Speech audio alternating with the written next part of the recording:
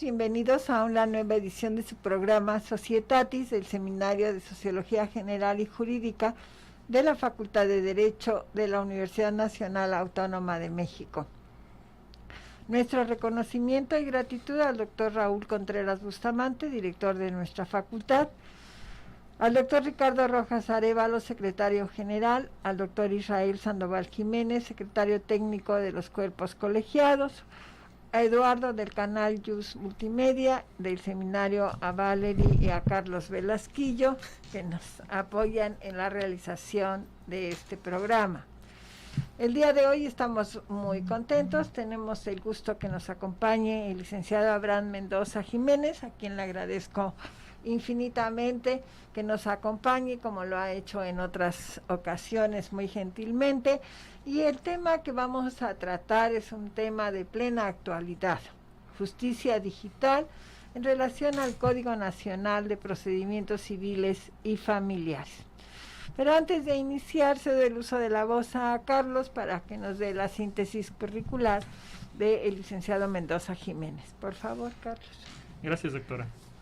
El licenciado Abraham Mendoza Jiménez cursó el nivel superior en la Facultad de Derecho de la Universidad Nacional Autónoma de México, donde obtuvo el grado de licenciado en Derecho con la tesis Eficacia en la impartición de justicia en materia familiar en la Ciudad de México.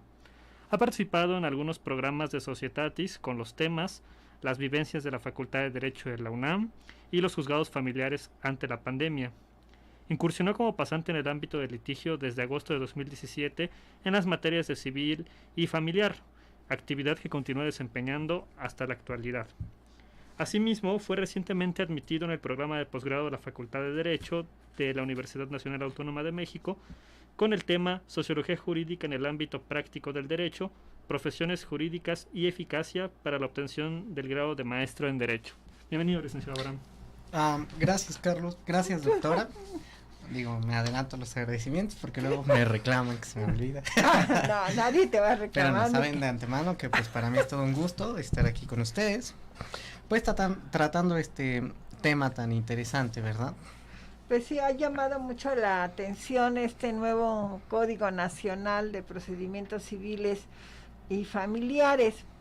Antes de iniciar propiamente sobre esto del nuevo Código Nacional, quisiera que nos comentaras algo, un poco cómo funcionaba, o cómo era, y cuáles son realmente las modificaciones que sufre esta justicia familiar en relación a este cambio de un Código Nacional.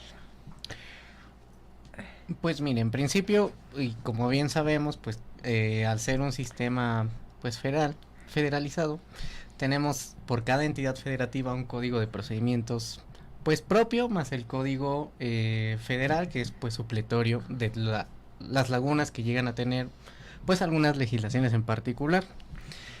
Entonces esto implicaba que los abogados teníamos que conocer, dependiendo de dónde quisiéramos litigar, pues el código de procedimientos de cada entidad federativa. Entonces la locura de 33 códigos en algún momento pues ya era descabellada. Entonces con el Código Nacional, que surge de un proyecto, más bien de un decreto de reforma de 2017, todavía en la administración de Enrique Peña Nieto, pues lo que se plantea es precisamente unificar lo que ellos llamaron en su momento la justicia, digamos, cotidiana, el fuero común que a veces denominamos, y que pues son las materias civil y familiar que siempre han ido de la mano. Entonces pues digamos desde 2017 está pendiente la publicación de este Código Nacional, que realmente se logra a través de un amparo. O sea, esto no se dio porque el Congreso quisiera hacerlo voluntariamente, sino que por ahí pues una asociación civil promueve el amparo contra la omisión legislativa, y pues después de un largo trayecto, la primera sala de la Suprema Corte ordena a través de un amparo en revisión en el año 2021, mayo de 2021 para ser precisos, que pues expida el Código Nacional. Obviamente aquí les da un plazo pues corto de 180 días para expedirlo, cosa que obviamente ellos sabían que no iba a ocurrir, y en la propia sentencia de este amparo en revisión pues hacen mención de que esto puede excusarse o más bien justificarse dependiendo pues digamos el sistema mismo de discusión que se da en el Congreso de la Unión. Total que bueno, es hasta ahora que el Senado aprueba la propuesta del Código Nacional y que pues debemos decir está pendiente de publicación, o sea, en el DOF no aparece. Recordemos que pues una vez que está aprobado por ambas cámaras, el Ejecutivo tiene 30 días para publicar y pues está corriendo ese plazo para que él pueda ya sea vetar, hacer observaciones o simplemente publicar. Pero sería como lo que había, ¿no? O sea, 33 legislaciones y hoy pues una que sirva para unificar los procesos y facilitar pues la impartición de justicia. Con base en estos antecedentes que nos has mencionado, Abraham, ¿podríamos decir que hay entidades federativas que cuenten con un antecedente similar? Sí, digo, aquí el tema en particular del Código Nacional pues es la justicia digital. Entonces, sí conozco de primera mano 3 antecedentes propiamente. En principio, pues el Poder Judicial de la Federación ha manejado desde 2013 una plataforma que es pues precisamente para el seguimiento del trámite de amparos. En el caso del Estado de México, que tiene su tribunal electrónico, que pues es más o menos de las mismas fechas, estamos hablando de que esto ya tiene 10 años implementado y que pues su plataforma, debo decir y reconocer que funciona bastante bien. Sin embargo, bueno, la gente no le da como el uso que debería, ¿no? Sí, no le hacen mucho caso, o sea, somos tradicionales. Y en el caso de la Ciudad de México, pues sí se tenía como un embrión ahí de justicia digital con un sistema que era el SICOR.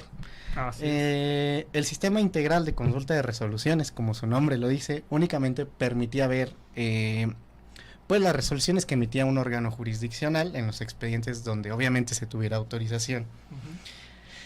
Sin embargo, pues nadie lo usaba, primero porque era de paga.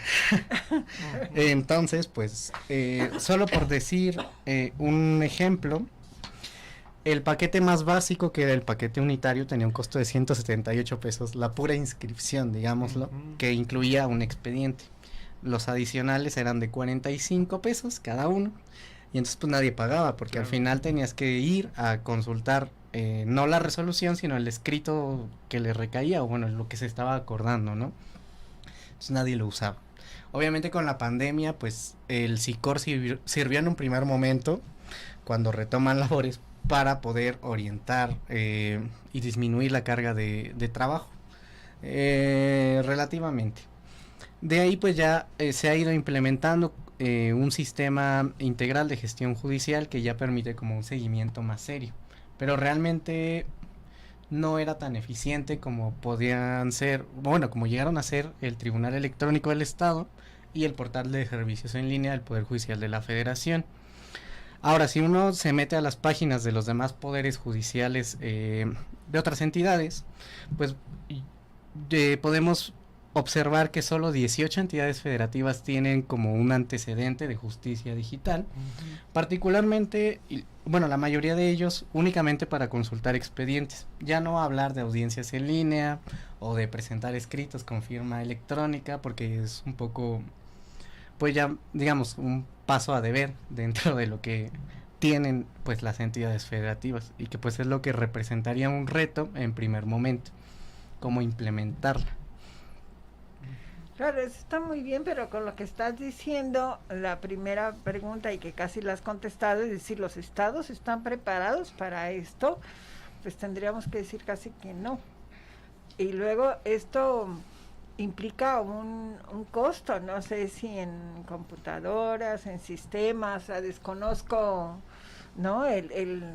Lo digital y esto, pero implicaría no solamente el costo económico de tener estos programas, o no sé si lo estoy diciendo adecuadamente, pero yo creo que un segundo problema será la capacitación, ¿no? Tanto del personal como en la forma individual los abogados, ¿no? Para poder acceder a estos asuntos. Y la pregunta sería aquí, ¿realmente en tu experiencia, Abraham, piensas que esto va a agilizar? Sí, sí se implementara adecuadamente. O sea, hoy día, ¿qué entenderíamos como justicia digital con lo que tenemos? Claro. Pues la mera posibilidad de poder presentar demandas, escritos, pues varios, ante los órganos, o incluso la posibilidad mínima de poder llevar una audiencia virtual, que la verdad es que no se tiene ni la infraestructura ni los recursos tecnológicos necesarios para ello, ahorita. Lo adecuado o lo ideal sería que al referirnos nosotros y el propio código a justicia digital es que yo dijera, yo puedo llevar cualquier trámite en vía, digamos, virtual o en vía digital. Esto no pasa, o sea, yo creo que es muy complicado llevarlo a la práctica. En el código se ve muy bonito que empiece el capítulo diciendo todos los procedimientos de este código se podrán tramitar de manera digital, bueno, virtual. Esto pues no es tan sencillo como suena al leerlo, ¿verdad? No. No, porque pensemos eso, ¿no? El costo, si las computadoras que tienen en los distintos estados, y quizás me atrevería a decir hasta en la misma Ciudad de México, entiendo que tendrían que ser de avanzada o cuando menos de última generación para poder acceder a la carga de trabajo que implica, ¿no? Más ahorita con el rezago que sabemos que se provocó por condiciones externas, ¿no? De causa de fuerza mayor, como se dice, pero que es una realidad que se está dando. Ahora, ¿esto implicaría una modificación importante a los términos? Pues no, se supondría que seguiríamos, digamos, los mismos plazos ya establecidos en el propio Código Nacional en su momento, pero de ahorita pues en cada código de las entidades federativas, y que digamos la única diferencia es que no sea presencial, o sea que yo pueda llevar mi audiencia a la distancia, pero no tendría que afectar en principio los plazos procesales o mejorarlo. Bueno, lo adecuado sería que los mejorara. Yo creo que no, porque al final pues la problemática es que el juez que atiende, digamos, las diligencias o las actuaciones presenciales es el mismo que va a atender las actuaciones vía virtual. Sí. Aquí sí quiero hacer una mención, y digo, no es por beneficiar al Estado de México, pero en el Estado de México sí tienen un juzgado virtual, o sea, es decir, uno no tiene una sede a cual acudir, sino que existe un juzgado en línea que atiende, y esta es otra distinción importante en relación a la Ciudad de México, un juicio contencioso sobre violencia familiar, cosa que en la ciudad no pasa, porque aquí lo único que podemos tramitar vía juicio en línea son pues principalmente cuestiones no contenciosas, o sea, donde no hay pues conflicto. Digamos, por ejemplo, un divorcio de común acuerdo o una jurisdicción voluntaria para dependencia económica o para reconocimiento de concubinato, pero que pues no implica una litis, o sea, realmente es un mero trámite. Pero sí, bueno, sería esa la situación. Tendría que, o sea, yo no veo que vaya a disminuir como los plazos, pero de alguna manera pues debería servir para eficientar la forma de trabajo. Sí, justamente con base en lo que hablas, pues por ejemplo, he sabido de casos donde por ejemplo se intenta hacer una denuncia virtual con estos sistemas, y pues ¿qué contesta la autoridad? Esta denuncia tiene que hacerse en presencial, ¿no? Entonces, claro, vemos lo que nos dice Abraham ya en la práctica, que será muy bonito ver un enunciado, en este caso, por ejemplo, de delitos en materia penal, que digan, pero bueno, si usted quiere denunciar esto, pues tiene que ir esto, no se puede hacer solamente no prospera. Claro, justamente. Pero para allegarnos un poco más en concreto del término que estamos manejando, para que nuestros escuchas puedan entender con mayor amplitud, ¿cómo entenderíamos hoy justicia digital? Bueno, aquí reitero un poco, o sea, lo adecuado o lo que deberíamos entender desde el punto de vista pues ideal sería el trámite de cualquier proceso en línea. o sea, contencioso o no contencioso, que pues es lo que plantea el código en su capítulo específico. Pero bueno, digamos, en vía de mientras, lo que tenemos es esa posibilidad de hacer ciertas actuaciones, pues un tanto limitadas, a través de medios, pues, digamos, modernos, ¿no? Simplemente cabe recordar un poco que durante pandemia y pospandemia, en la Ciudad de México se permitían las audiencias virtuales, que yo, digamos, en la práctica nunca vi que alguien pidiera una actuación de esa naturaleza. Obviamente pues tiene sus razones, ¿no? Desde que los despachos no tengan como la infraestructura, e incluso el propio tribunal, si nuestras audiencias son, digamos, en el mismo cubículo donde se atiende a toda la gente, pues nadie va a escuchar nada y va a estar plagado de ruido, sin pues dejar de mencionar las dificultades que luego llega a tener la propia plataforma del tribunal. O sea, hay días que se han declarado, digo, son contados, no es que pase diario, pero sí ha habido ocasiones que porque no hay sistema se declaran inhábiles ciertas sedes o las actuaciones de ciertas sedes, porque pues no hay acceso a los sistemas digitales. Entonces ya hablar de una audiencia virtual pues es un poco complejo.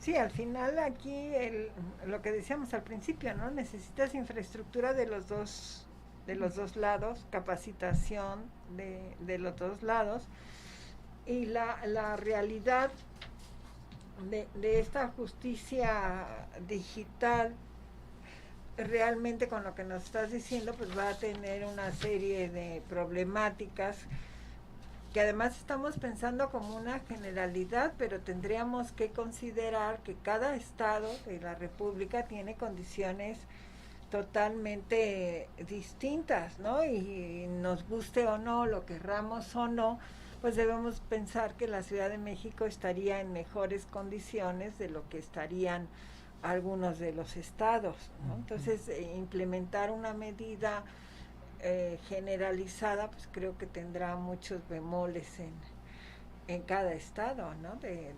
De quienes están preparados, como nos estás diciendo, el Estado de México va pues bastante avanzado, ¿no? Se ha preocupado de... Sí, tiene un antecedente, digamos, pues un poco más firme o pues más estructurado. Que la gente no lo use, pues ya es una cuestión pues diferente, ¿no?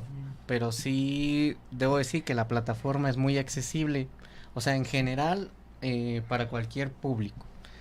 Y pues no se requiere más que una firma electrónica, que yo creo que, pues, en teoría todos deberíamos tener una firma electrónica.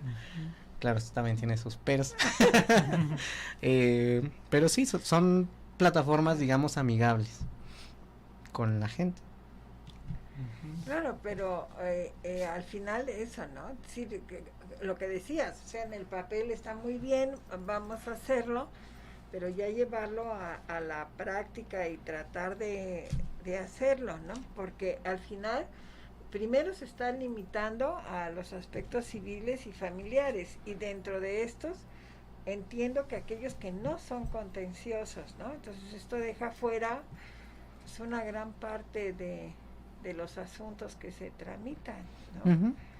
Puedo entender que será por etapas y que de esta forma los, digamos, entre comillas, los más sencillos son, digamos, la punta de lanza, ¿no? Para hacerlo. Ahora, ¿hay un plazo para establecer esto o sí, esperamos tranquilamente? No, sí, como se aprobó en el Senado, uno de los transitorios, el segundo en particular, establece un plazo de máximo para implementar el Código Nacional de 4 años, que a mi gusto yo creo que es poco, porque bueno, hay que decirlo, la mayor parte de la estructura del Código Nacional es tomada del Código Federal y del Código del Distrito Federal. Entonces, pues son unas realidades totalmente diferentes a las otras entidades federativas. Simplemente por decir una cuestión, en la ciudad ya tenemos juicios orales, tanto en materia familiar como en materia civil, que bueno, tienen sus peros y está ahí atorada la implementación completa de una reforma de 2014. Y bueno, sí, seguramente seremos de las primeras entidades en implementar el Código Nacional, pero yo creo que 4 años para el resto de las entidades o para la gran mayoría es muy poco tiempo.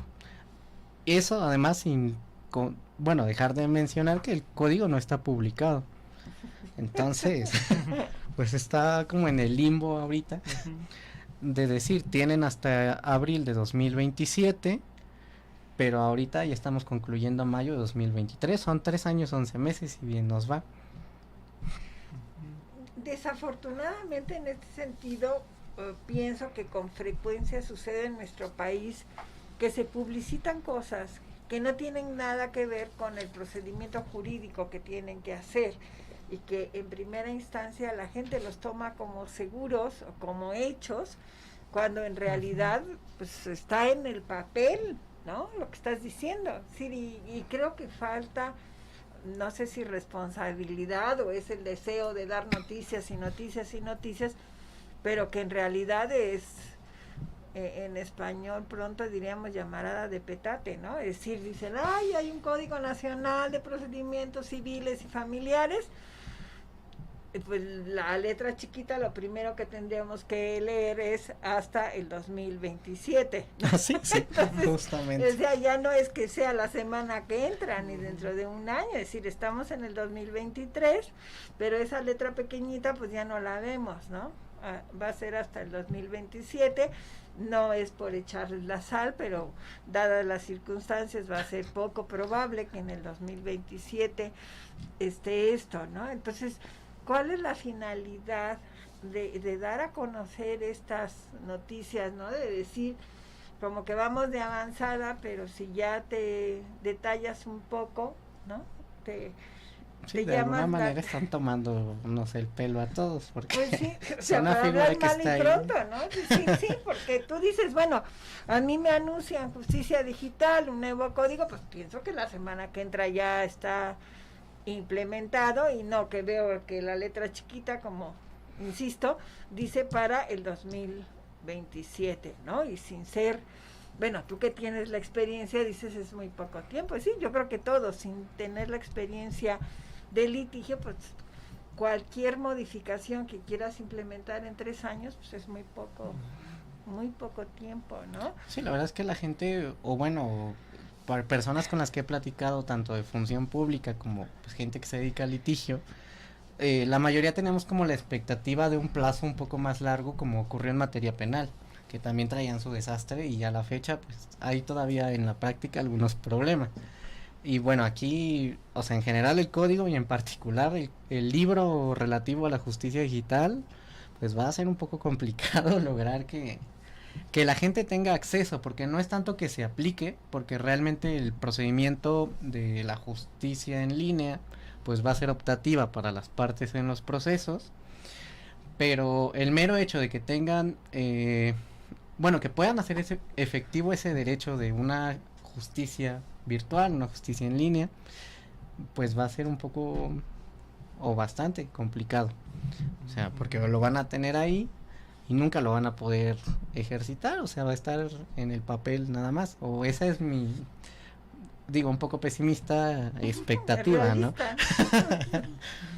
Sí, lo malo de esto es que pues la persona de a pie, ¿no? Se imagina que ya mañana por la mañana ya está implementado, y que creo que vendrán los conflictos con los litigantes, ¿no? O sea, porque la persona va a decir, yo vi que esto, ya, ¿sí? ¿No? Y que ya están hablando de una justicia digital casi veloz y expedita, y pues, a ver, esto hay que implementarlo, ¿no? No es Sí, es que además hay un paso intermedio del que pues no he hecho mención, pero es que antes de hablar de justicia digital hay que hablar de oralidad, porque la idea o la tendencia en el Código Nacional es que todo se migre a un proceso preponderantemente oral.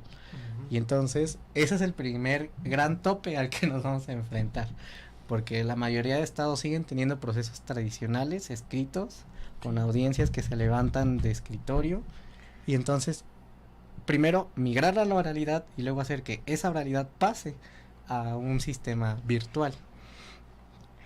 Sí, justamente. Para el 2050, por lo tanto. No quiero ser pesimista, pero... No, a ver, Sí. Haciendo un cálculo, ¿cuántos años le damos? Sí, bien, no va, sí. Nos pregunta Montserrat Santos, Abraham, ¿en qué momento empieza a tomar importancia, diría yo, aunando a esta pregunta, en qué momento empieza a tener ya preponderancia en el ámbito, en la discusión pública, digamos, esta creación de la justicia digital? Pues mira, yo creo que el auge se dio a raíz de la pandemia. Ok. Si vemos pues comparaciones con otros países, Ujú. en algunos sitios pues sí se podían llevar los asuntos, Ujú. digamos, porque tenían un sistema previo de justicia pues en línea, ¿no? Y tenían la infraestructura, los recursos, etcétera. En el caso de México pues fue un poco a regañadientes, Ok. pero digamos ese sería el punto importante del que partimos para poder aterrizarlo ya después en un código nacional, que en realidad pues siempre estuvo contemplado dentro del proyecto, incluso desde una iniciativa que se iba a presentar en 2017, pero digamos mediáticamente surge el tema o surge a la discusión pública, como menciona, Ujú. pues con la pandemia, porque ¿qué hubiera pasado si nosotros hubiéramos tenido un sistema de justicia digital? No tendríamos, bueno, posiblemente sí tendríamos rezago, pero no el que existe ahora. Que lo han ido pues mejorando un poco, pero pues aún así es mucha carga de trabajo, son pocos juzgados y Ujú. pues con un sistema tradicional y escrito no se va a acabar nunca, ¿no? no es que seas pesimista, ¿no? Pero Ujú. no, al final ahorita, así al buen tuntún, ¿no? ¿Cuál es el lapso para una audiencia? Bueno, esto varía de una materia a otra. Ha disminuido bastante en relación a la época, a la primera parte de la pospandemia, pero más o menos son un lapso de mes y medio, 3 meses, lo que he llegado a ver en los asuntos, sobre todo en materia familiar, que es donde tienen como más audiencias programadas. Claro. Ok. Pero sí, ese sería como el lapso. En comparación de los 6, 8 meses de pandemia, yo creo que ya ha sido pues algo un poco más sensato. Ujú. Bueno, se ha disminuido, ¿no? Pero Sí. bueno, debemos de pensar que en materia familiar podríamos señalar todo es urgente, ¿no? Estás sí. hablando de cuestiones muy delicadas que deben resolverse con inmediatez, porque no puedes permitirte dejarlo meses, ¿no? Pero Ujú. claro, aquí sí tendríamos que hacer esta diferencia que creo que es importante. Si cuando estamos hablando de asuntos de familia o de derecho familiar, a lo que es en general a procedimientos Pues civiles, civiles, mercantes. ¿no? Sí. Por la inmediatez que requiere, o sea, tú no puedes dilatar pues, mucho tiempo, ¿no? Sobre todo que los asuntos familiares normalmente son muy agresivos, ¿no? Hay lazos cercanos, en fin, una serie de elementos que hacen que esto tenga que resolverse con rapidez. Y ante esta experiencia que tienes y que hablaríamos de esta implementación, desde tu perspectiva y tu experiencia, ¿cuál sería el mayor reto que va a haber con esto de que ya hemos dicho pues para el año 5000 por la tarde? Pues realmente son muchos. O sea, en principio pues nos juega en contra el tiempo, porque 4 años, bueno, 3 y fracción, son muy poco.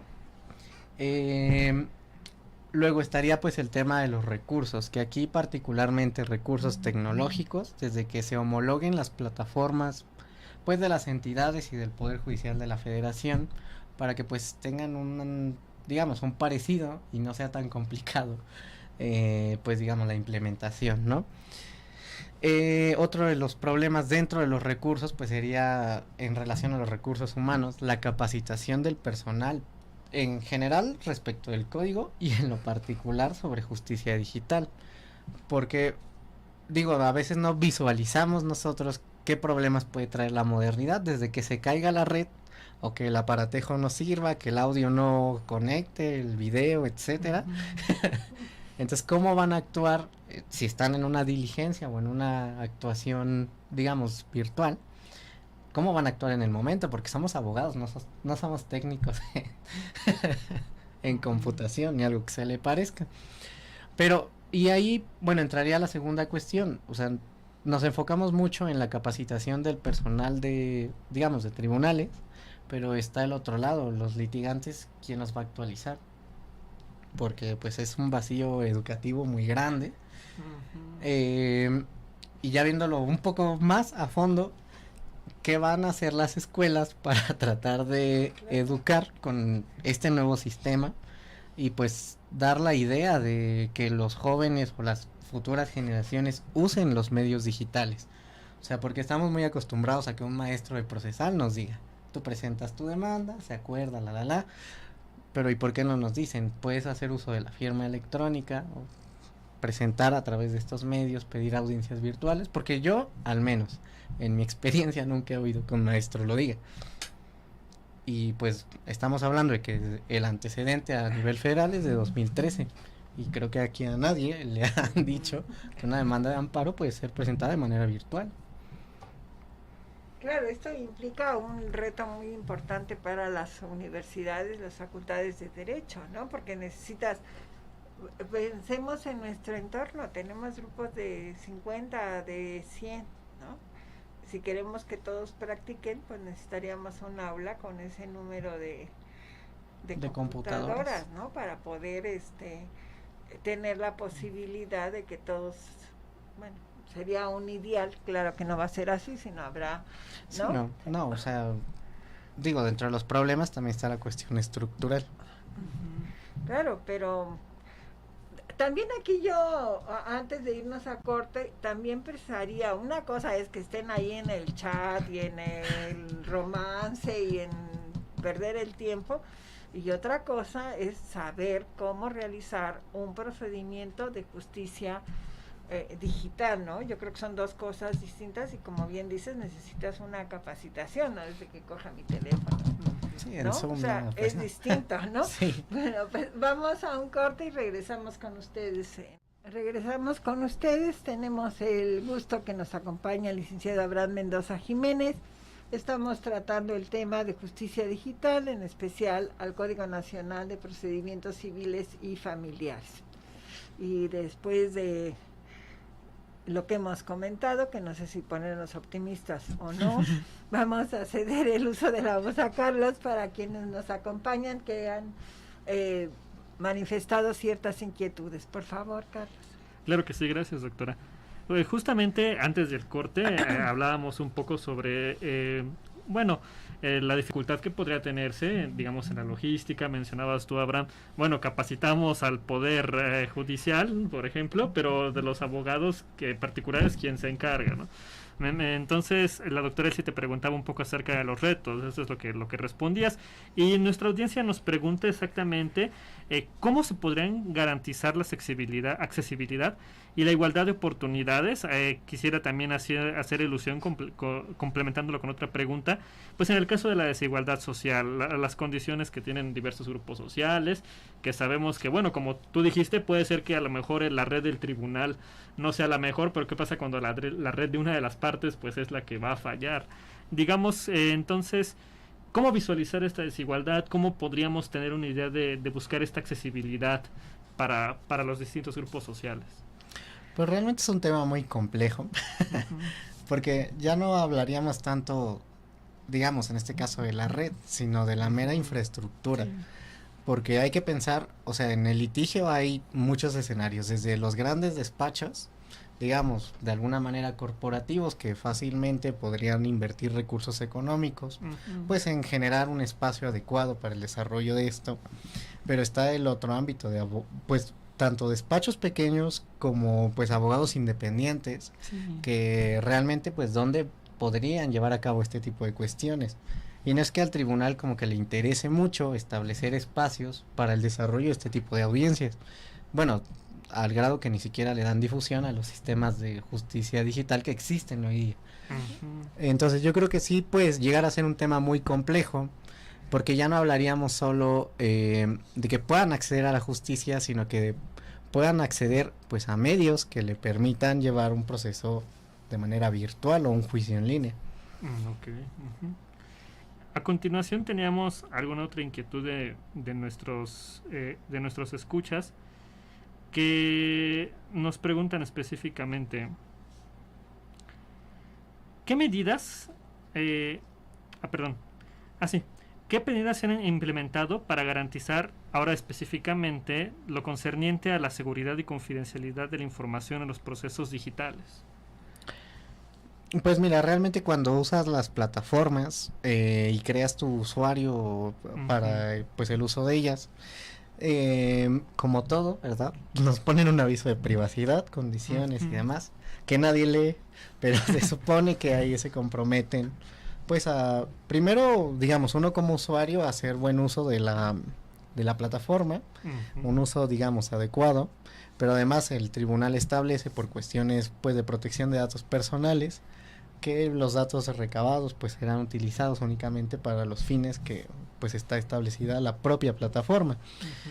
Ahora que digamos proteger más allá de esto, yo veo que es un poco complicado. O sea, si en algún momento, por ejemplo, las audiencias se hacen públicas y las videograbaciones se vuelven públicas, pues yo creo que va a ser un poco difícil. O sea, sí hay casos incluso para, digamos, entrar a audiencias presenciales que están pues impedidos o se vuelven privados, pues por la naturaleza de los asuntos, ya sea que haya menores, que sean casos muy delicados, etcétera. Pero fuera de eso, digamos, las medidas son las de siempre en relación pues a protección de datos.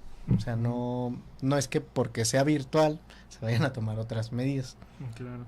Sí, quizás a lo mejor ese tipo de dudas nacen del hecho de que uno vea la virtualidad cierto, no sé si decirlo, miedo o temor. Sí, como, ¿no?, un riesgo, ¿no? Riesgo, ajá, un riesgo de que no es el estrechar la mano de alguien, no es el ver a alguien en persona. Entonces quizás de ese tipo de ideas salga este miedo.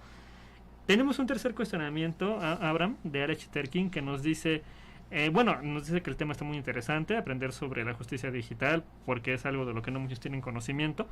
Y ya nos pregunta específicamente, ¿qué tan factible sería la justicia digital para nuestro país? Y yo, agregaría un poco a este lado la pregunta que nos lanza Alex Terkin, el hecho de que tú justo hiciste un poco de relevancia a que, por ejemplo, pues un gran problema del que todos estamos conscientes es que los tribunales, pese a que pues intentan ir drenando todo el trabajo que les llega, la verdad es que, como tú dijiste, hay muy pocos tribunales. Entonces, aunando un poco esa realidad que ya existe y lo que tenemos, que es de avanzada hasta donde ha llegado en la actualidad de la justicia digital, diría yo, pondría esa base y ahora sí la pregunta, ¿no? Que repito, ¿qué tan factible sería entonces para nuestro país? A lo mejor podríamos poner atención a otros puntos que ni estamos poniendo, ¿no? ¿Cuál sería tu opinión? Pues yo creo que es factible siempre que se implemente bien la reforma. A mi gusto, lo que yo creo que sería lo adecuado, pues es que al momento en que se empiecen a implementar en las entidades, se creen nuevos juzgados. Porque si trabajamos sobre los juzgados o los órganos que ya tenemos, pues estos van a traer el sistema anterior y no van a poder ni concluir lo que están tramitando ni darle un trámite adecuado a lo nuevo. Entonces, insisto, lo adecuado a mi modo de pensar pues es que se creen nuevos juzgados que ya apliquen el sistema nuevo. O sea, porque si no, pues ni van a concluir lo que tienen, ni van a avanzar con lo nuevo, y pues sería bastante complicado. Entonces, pues sí es factible, pero requiere de una buena coordinación de las entidades del Poder Judicial de la Federación, pues por supuesto de pues las instituciones, que al final repercute también un poco, ¿no? Aquí no sé, incluso dentro de esta factibilidad y en relación a la primera pregunta, yo creo que podrían jugar un papel importante pues asociaciones civiles, pues que se dediquen pues a estas cuestiones de defensoría de oficio, porque serían como los caminos adecuados para actualizar a la gente que no trabaja en el Poder Judicial.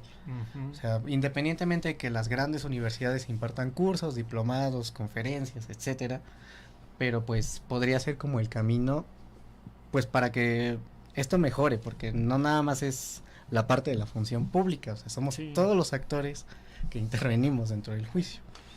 Ahora que mencionaba Abraham, esto me vino a la mente algo muy curioso que no sé si nuestros escuchas o quienes estamos aquí hayamos visto, que varias veces ya he visto que en la Ciudad de México circulan unos cochecitos que les ponen algo así como juzgado móvil.